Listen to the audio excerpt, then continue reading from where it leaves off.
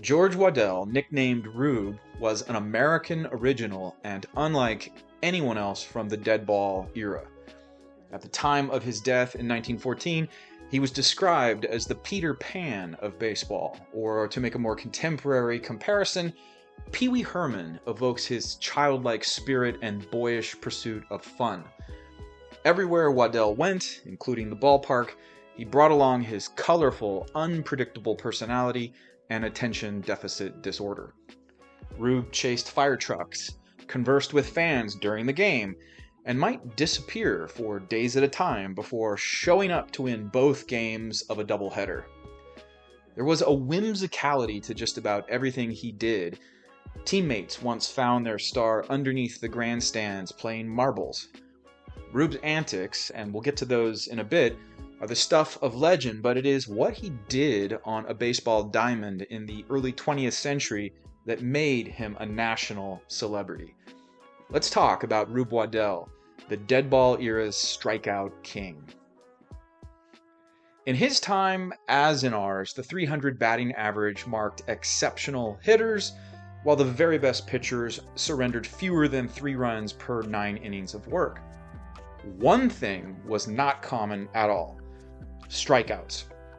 Pitchers averaged 2 or 3 of them per game, and starting pitchers capable of throwing 10 or more did not exist. It started with Sandy Koufax and continued with Nolan Ryan. And then, those kinds of starting pitchers became relatively common. Randy Johnson and Pedro Martinez are 2 examples from the 1990s, while Max Scherzer and Chris Sale are 2 examples from the 20-teens. And then another big shift occurred. Baseballs thrown at speeds of 100 miles an hour or more have become relatively commonplace. Flamethrower Aroldis Chapman, a relief pitcher, averages 15 strikeouts per 9 innings of work. That figure is absurdly out of line with ratios 50 or 100 years ago. The point is, Rube Waddell was the Aroldis Chapman of the Deadball era. From 1902 to 1907, Waddell dominated hitters in the American League with unseen strikeout numbers. During that 6-year run, Waddell threw 37 shutouts and averaged nearly 8 strikeouts per game. The tall, husky southpaw from Pennsylvania had a freakishly good fastball and a wicked curve. Probably the only comparable pitcher during this 6-year window was the National League's star right-hander Christy Mathewson.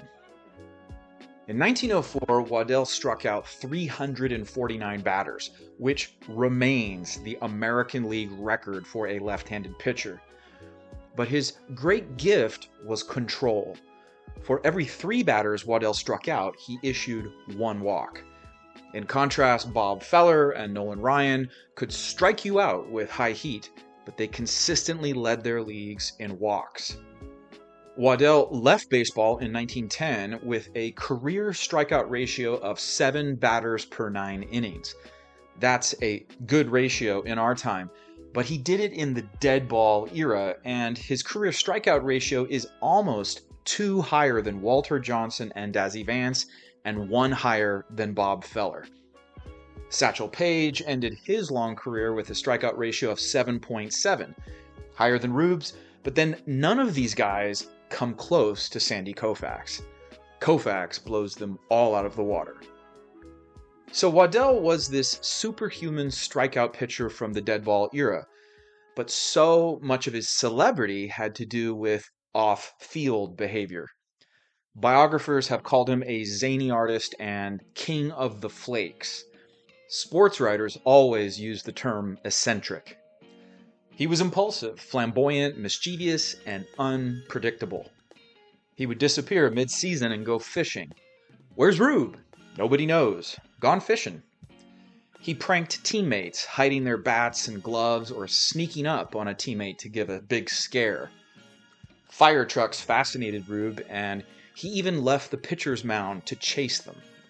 Rube loved animals, and especially the playfulness of puppies. He was reported to have wrestled alligators and a walrus in the off-season. He was like Pee Wee Herman, who famously said, loner, Daddy. A rebel. Each of his 3 marriages ended in divorce. All of his managers expected obedience of him, but Waddell would not obey. He wasn't really defiant so much as he simply would not subordinate himself to the group.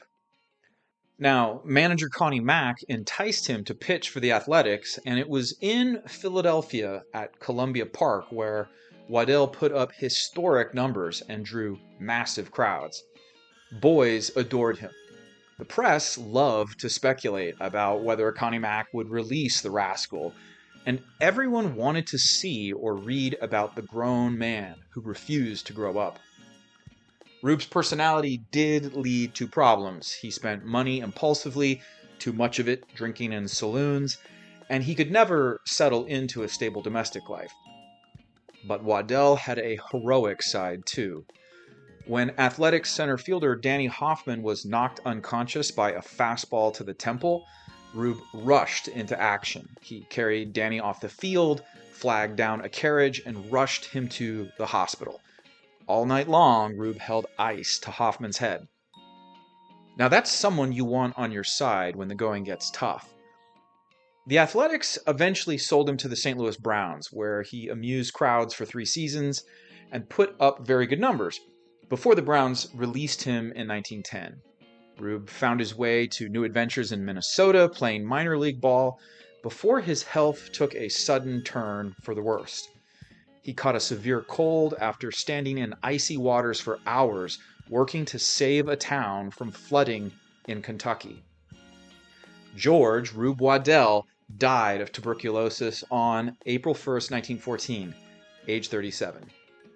During his short life, Waddell captured the American imagination in ways modest, mature men, Cy Young, Walter Johnson, Christy Mathewson, did not. Rube was the King Kelly of the Deadball era, a big personality who entertained crowds and did whatever he wanted. No manager or wife could tame him.